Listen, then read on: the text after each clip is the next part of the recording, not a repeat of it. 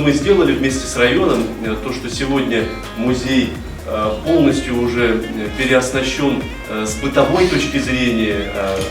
Вы знаете, это самые такие основные моменты. Это и тепло, и свет, и сухо, и все отремонтировано с иголочки. Поэтому сегодня это уже наша следующая задача вместе с районом Сыктывдинским дооснастить музей, и мы себе эту задачу, считайте, поставим.